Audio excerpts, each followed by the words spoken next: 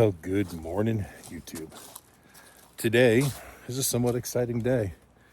I know I don't get giddy over a lot of things, but I'm excited. Today, a new tractor gets delivered. If you guys have been following along in the series, you know that I've been doing research for years, but actively over the past few months, I've been going to individual dealerships, looking at the tractors that I thought would be right for our property, seeing how they feel, checking pricing, so on and so forth. And it's been long and exhausting. Then recently we narrowed it down to the two finalists. And it was a tough decision between them. But I finally made that decision, and that tractor is being delivered today. So before we go any further, leave a comment, decide which one you think we got. I'll give you a hint. It's the orange one. So we'll say this, the decision was challenging. Out of all the tractors I looked at, there were things that I liked about most brands and some things that I really did not like about some brands.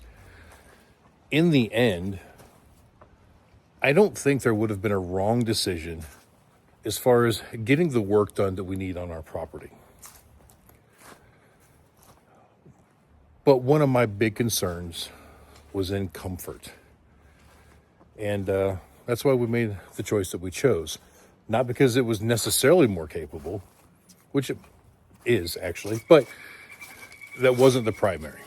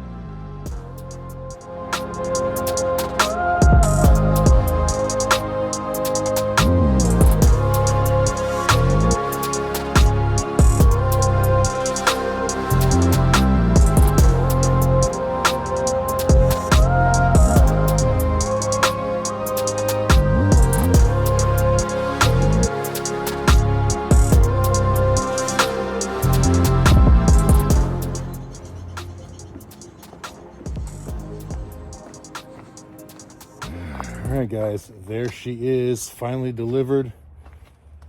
It's even prettier than I remember it being. Yeah, so we went coyote.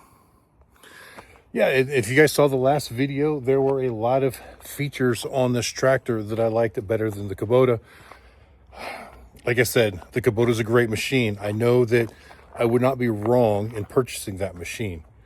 But creature comfort-wise, this thing came with some features that I really liked, but more importantly, the pedal layout, the floorboard spacing was more comfortable.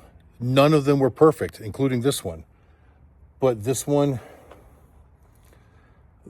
got the vote, right? It made more sense than the others. And the number one thing was the treadle pedal. I really did not like the treadle pedal on the Kubota, and I didn't like the loader-mounted joystick for the loader controls. Those are probably the two only things about the Kubota that I didn't like. But then again, with this, you get the upgraded features, and I'll go over them again. In this SE package, I get the bucket level indicator. Comes standard on the SE package. I get side mirrors, which part of me thinks I may not need on a tractor, but they're there. They're kind of handy to have. And if I don't like them, just one little bolt, I can remove them. But they come standard with the SE package. The cruise control comes standard with the SE package. The linked throttle pedal comes standard with the SE package. And what that is I can use this throttle lever right here to set my base throttle. But if I don't want to, I want to leave this all the way at low, and I've got it in any of the ranges, low, medium, or high, and I decide to move forward, I just push one of the go pedals. It will automatically rev the engine depending on how far I push the pedal, kind of like driving a car. But I can also set the base where it'll go to a minimum if I want to just maintain a speed or not drop below a certain speed. The Coyote SE package also came with a nicer seat with armrests, and it's an adjustable suspension seat that actually has a little bit more adjustment. It comes out nicer than what the Kubota one was. But the big plus, and this is the big one, kind of the decision maker, I can live without armrests. I can live without the mirrors. I can live without the cruise control or the link pedal.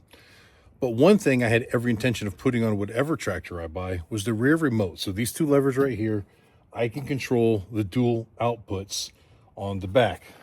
You see that one of them has a blue marker on it and one of them has a green marker, and they're labeled A, B, C, and D. So when you push the A up, it actually detents and stays. So if you want a constant flow of hydraulic fluid, if you need to reverse that fluid, you go back past the middle to here, it detents again, and it reverses the flow. To shut it off, you put it in the middle.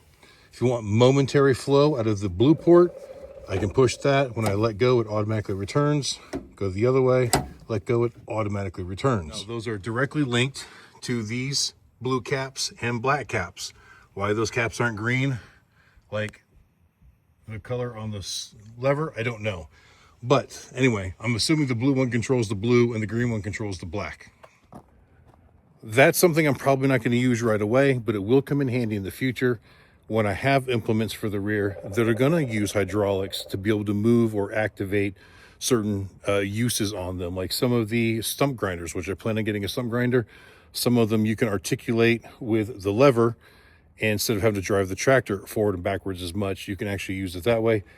Some of the like flail mowers that have the offsets for doing ditch bank and stuff like that, I can use those levers to side shift items like that. For some reason, I would ever get like a rear mounted snow blower, which we're not going to do. We don't get enough snow here in North Carolina. You can use that to actuate the discharges and so on and so forth. The constant flow one, kind of nice. If I want to put a log splitter on the back of here, I can just plug into that, and I can buy a log splitter that doesn't have an engine on it because this becomes the engine to run that. So there's a lot of advantages to having those rear remotes. And that's an expensive option to add. To get a dual rear remote set up the way this is done can cost upwards of $2,000 to add to a tractor. And it comes standard in the SE package. You know, we also get this little toolbox, which not completely useless, but it's not that great. I will probably upgrade this, but it's better than the toolbox that was on the Kubota, I think. It just feels like better quality, and it's a little bit larger. I liked the fact that the fuel tank was back here instead of on top of the hood. The Kubota, you had to reach over your hood, unscrew your cap, and pour your fuel in this way. And I can tell you from experience, because the gas cap on my Ford tractor is through the top as well, right in front of the windshield, and it's very awkward to put a 5-gallon gas can up there. And I always end up spilling fuel on it somewhere. Now, there's options to that, which I would have been prepared for. Again, that is not what sold me on the tractor by itself. It was just a culmination of all these things that really made it worth it to me. And I'm curious, have you guys noticed something that was unexpected about this tractor? If so, leave it in the comments right now. If not, we'll talk about it in just a few minutes. Now, in a lot of the videos I have watched, people were stressing, don't buy the brand of tractor, buy the dealer, right? Pick the dealer that's closest to you or that's going to treat you the best, and pick them regardless of the tractor brand, which I don't completely agree with, because I'm going to be sitting on this tractor a lot, not sitting at the dealership a lot. At least I hope not, right? And because I'm a DIYer, I'm a mechanic myself, there's a lot of things that even if it's a warranty issue, if it's something that I can just fix quick and easy, I'm just going to take care of it and not call the dealer. But for major items, obviously that dealer support is very important. And that did factor into my choice of the two finalists. When I was down to the Kubota 2502 or the Coyote 2620, those two dealers are also my two closest dealers. The Coyote being a little bit closer, but only by about 10 minutes or so.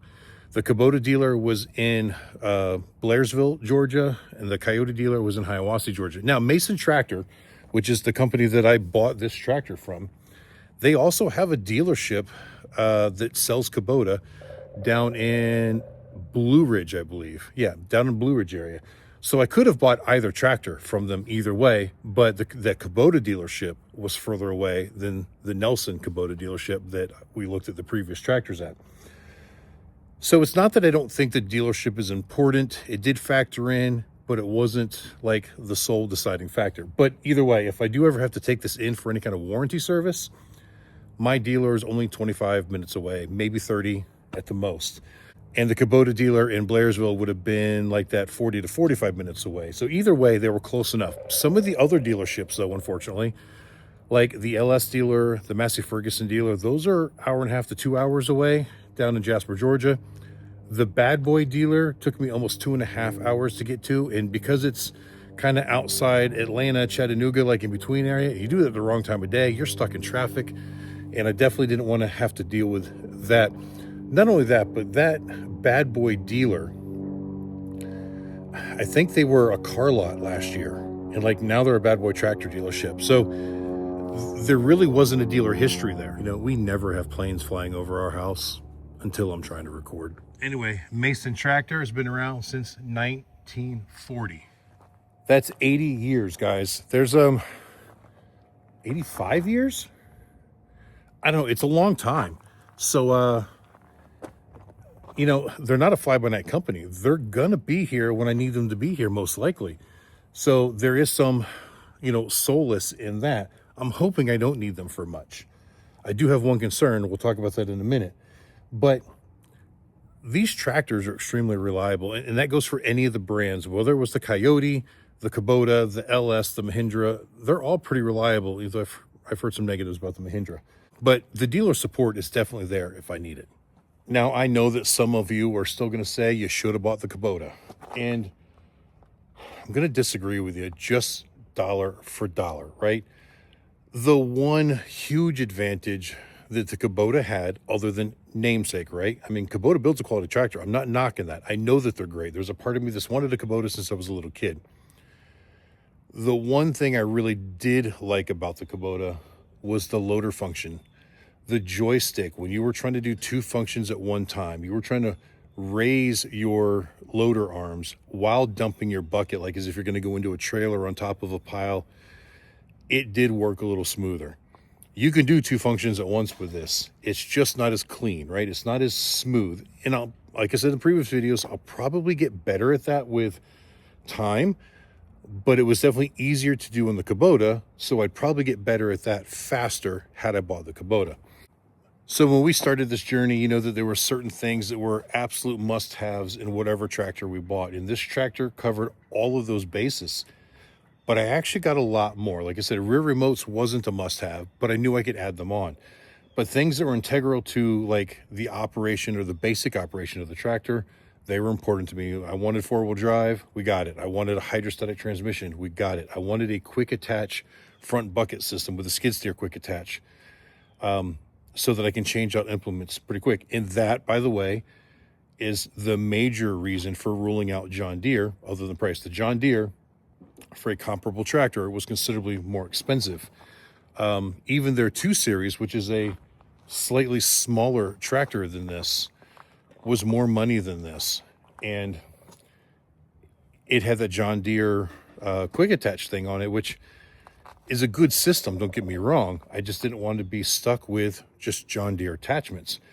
There's a lot of used attachments and universal attachments out there in the market, and this gives me that freedom to kind of go whatever route I want to go with. It just makes more sense. This is an easier, more common system to deal with.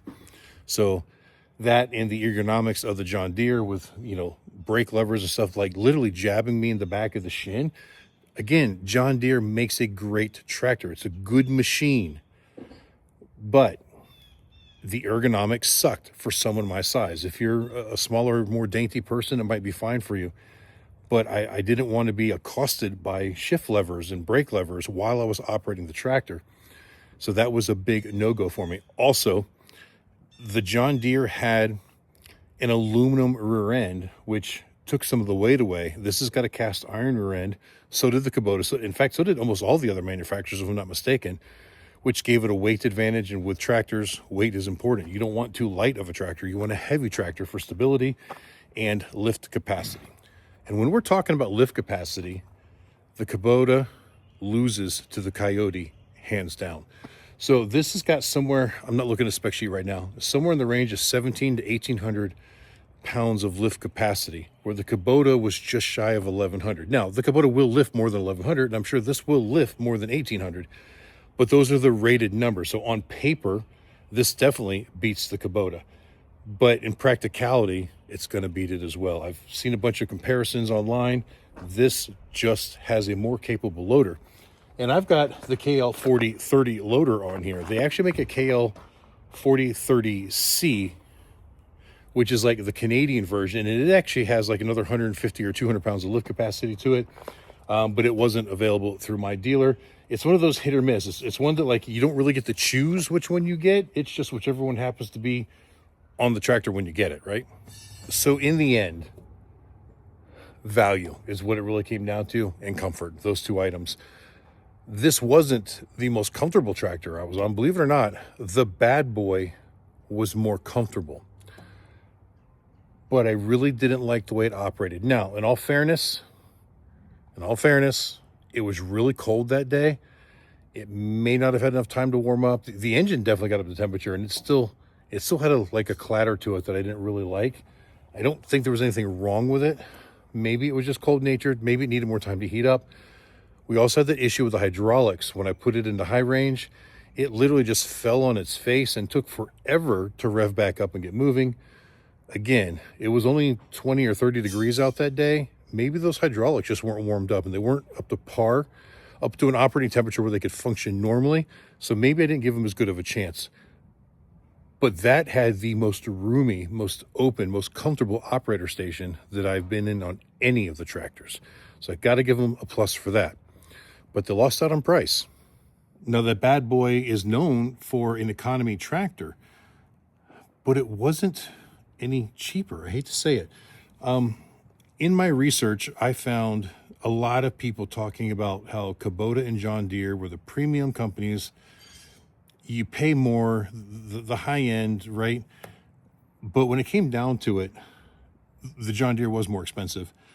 The Kubota was very comparable. So I think when you get into bigger, like 50 to 70 horsepower tractors, there's a huge difference in price between some of these Korean brands and the John Deere and the Kubota brands. But when you're at this 25 horsepower level on this, compact, not subcompact, but compact style tractor, the price difference isn't that much. So remember, when we were at the Kubota dealer, they quoted me for that L2502 out the door was, going by memory, was like $22,900 and change plus tax. And if you were to finance it, there would have been a finance documentation fee, whatever. But we'll talk cash prices just because it's easier. It was like $22,900. And at that point, that was the most expensive tractor I had looked at, but not by much. Because remember, we were looking at slightly smaller tractors before that. But even the smaller tractor from John Deere was $26,500 or something like that, right? So then we go to Mahindra, and that came out to only be like $1,000 difference. And I didn't like the tractor at all. The Mahindra was the first one that I just ruled out right off the bat. Talon or I, neither one of us liked that tractor. And I'm sure it's a capable tractor. I know people out there love their Mahindras. I just didn't care for that tractor at all. When we got to the LS and the Massey Ferguson, Now we're talking both like the same price. We're still looking at that $21,000 to $23,000 tractor. And at that point, I still liked the Kubota better. So at that point, I was going to pay the extra little bit for the Kubota because it just made sense. And again, that dealership was a lot closer to me than those dealerships were.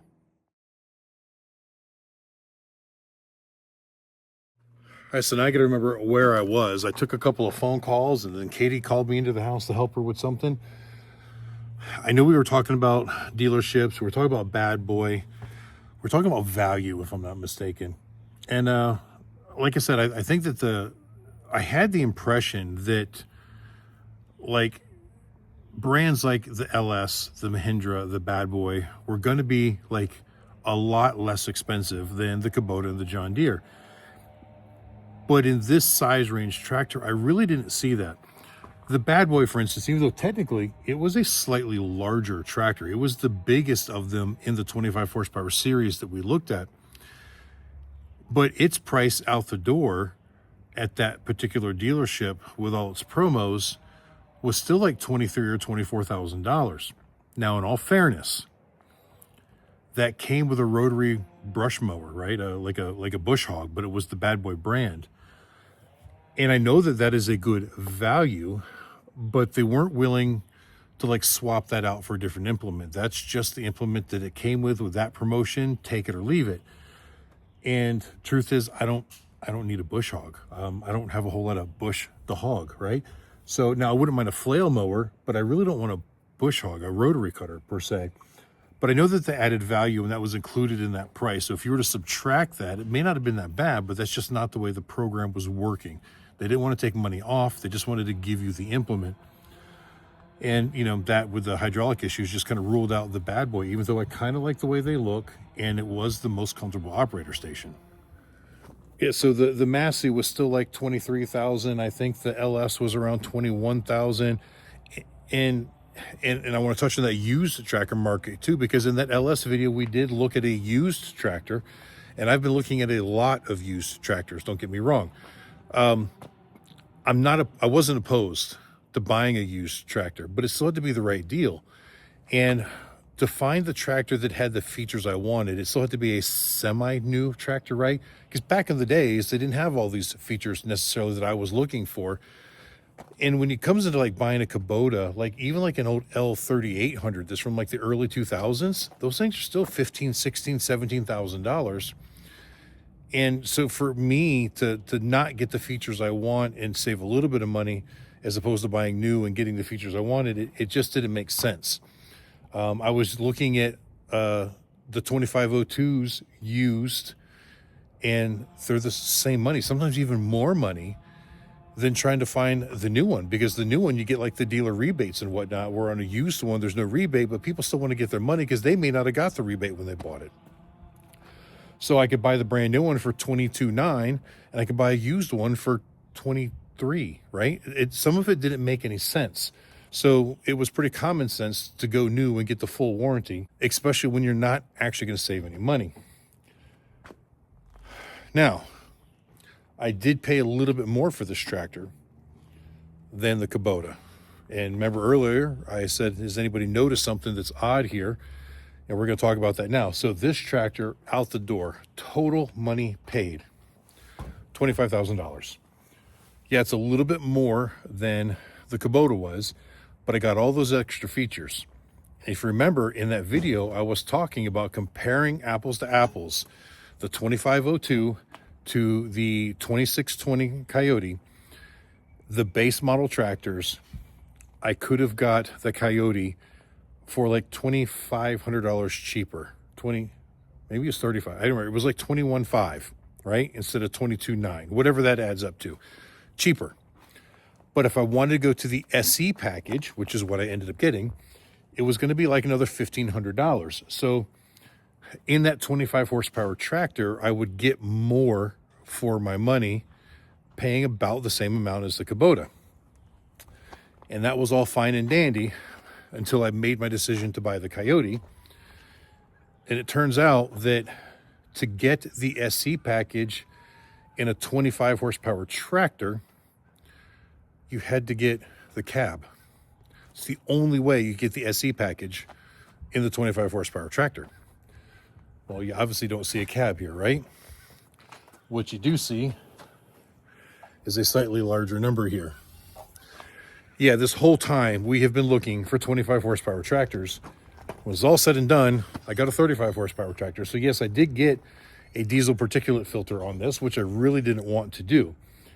But when you look dollar for dollar, you get way more tractor for the money that I spent, and that's just kind of the way it worked out. So this particular tractor, all in, out the door, total paid, was $25,000. So yeah, we went up a little bit more over the Kubota, but we got a lot more features and we got more horsepower. And like I said, I didn't want a DPF filter at first, but as I'm doing research, it really hasn't been much of an issue with these tractors as long as you're not trying to work them at a really low RPM. As long as you keep them up over 1500 RPM, when you're working them and putting them under load, it isn't a problem. And that's the way they're designed to be used anyways. But some people try to be fuel efficient when they're not really necessarily being fuel efficient. And then they end up loading up with that carbon and that particulate, and it clogs the filters up. And you know what? It's under warranty for a long, long time. By the time the warranty is done, maybe at that point I'll decide to delete it or whatever. I don't know. Not the route I intended on going, but for the money, it still made sense to do this. It really did. Now, I know there were still a few brands of tractors that we didn't look at. One of them, the key ones, being the TYM. Even though we looked at some tractors that were produced by TYM but under different names, hence that Mahindra was actually a TYM if I'm not mistaken. The RK tractor was a TYM, and the Bad Boy tractor was a TYM. But I think in the TYM model line, there are still some differences. But the big thing is I don't have a TYM dealer anywhere near me. Some of the dealers I went to were 2 to 2.5 hours away. The TYM dealer is even further away than that. So I really didn't consider them. Now, from what I understand, they've got some pretty good deals and some pretty good tractors. But they've also got some issues. Doing a lot of looking online. They've got parts availability issues this year. Some people are very unhappy with it. They've got higher lift capacities, but then they tend to blow out the seals in the front axle. So sometimes having too much of a lift capacity for a certain size tractor may not be a good thing. Maybe that's why John Deere and Kubota keep their lift capacities lower, because they know they're not going to break other stuff in the process. And some of the other tractor manufacturers, maybe they're trying to boast those big numbers to steal those sales, but yet the durability isn't there. I don't know. TYM seems to be a pretty good tractor. I know a lot of the YouTubers use them. We're not a big enough channel for the tractor companies to reach out to. So spending my own money on it, and because there isn't a dealer near me because of where we live, this just made a lot more sense. But even though we've now purchased a tractor, if you guys still want to see videos on the other tractor brands that we haven't looked at yet, I'll be happy to still do that. I actually enjoyed the tractor shopping process and looking at them all. And hopefully I won't find one that makes me regret buying this one afterwards. I don't think that's going to be a thing, but it's a possibility, right? So leave a comment down below. Let me know if you want me to continue the 25 horsepower tractor comparison. We'll forget that I bought a 35 horsepower, and we'll continue from there. So for now, I'm going to check this thing over. I've seen a lot of things online from all the tractor manufacturers that upon delivery, double check your oil levels in your rear end, your front end, your engine, because they tend to ship low, and check some nuts and bolts and everything like that. So yeah, I'm gonna give this thing a good once over before closing out this video. So thanks a lot, guys. I appreciate you watching. I hope you enjoyed it. Until the next time I see you, keep those tractors running. Actually, looking over it, looks like some staining in the hood, like something dripped on it. That's not good. Hopefully that'll clean up. And I found one bolt loose already right here. Got to snug that up. It was, well, I just finger tightened it, but it was loose.